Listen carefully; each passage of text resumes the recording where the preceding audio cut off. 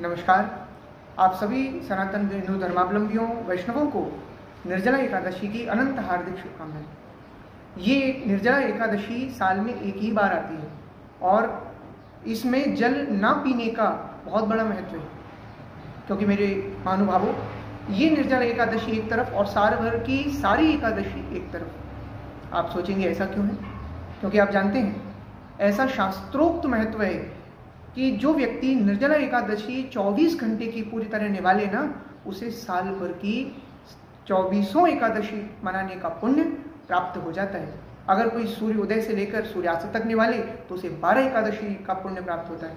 आप कहें इतनी बड़ी एकादशी हम कैसे निभा सकते हैं?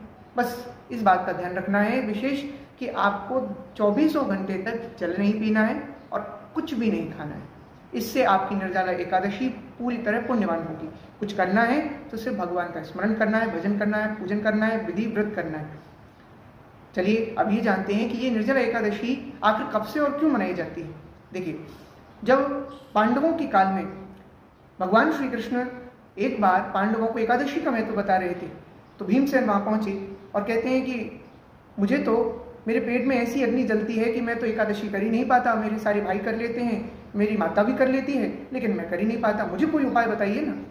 तब श्री व्यास जी ने कहा है कि हे भीमसेन, आप साल भर में एक निर्जला एकादशी आती है, यदि उसको कर लेते हो 24 घंटे तक निर्जला रहकर, निराहार रहकर, तो आपको 24 एकादशी साल भर की एकादशियों का पुण्य मिल जाएगा। तो भीमसेन तो खुश हो गए और इस व्रत को करने के कारण उनके नाम से इस व्रत को भीमसेनी एकादशी भी कहा जाने लगा। आज भी आप सभी लोग इस दिन यथासंभव ब्रह्म मुहूर्त में उठ करके जल ना पिए, इसका संकल्प धारण कर सकते हैं। सुबह सुबह ब्रह्म मुहूर्त में स्नान करके भगवान के आगे, चाहे भगवान श्री लक्ष्मी नारायण के आगे, श्री राधा कृष्ण भगवान सीताराम जी के आगे संकल्प धारण करें और व्रत पूजन विधिवत अनुष्ठान यदि आप करते हैं तो ये एकादशी आपके जीवन पर्यंत के पापों को क्षीण करने वाली, अकाल मृत्यु से हमको बचाने वाली, दूर करने वाली और सारी सुख संपत्ति और जितने भी शोभाएं हैं वो हमारे घर में लाने वाली एकादशी बन जाएगी। कब है ये एकादशी? तो सुनिए ध्यान से।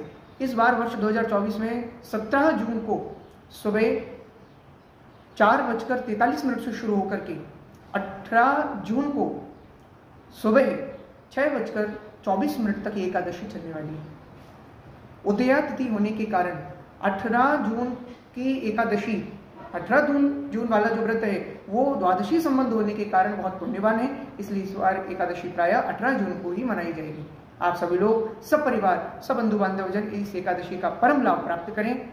और इससे संबंधित कोई भी आपकी जिज्ञासा है तो मुझे पेज, मेरे YouTube चैनल एवं अन्य स्थानों से संपर्क कर सकते हैं। आप सभी को श्री राम वृंदावन, श्री राम कुटी से सादर जय सिया राम। राधे राधे।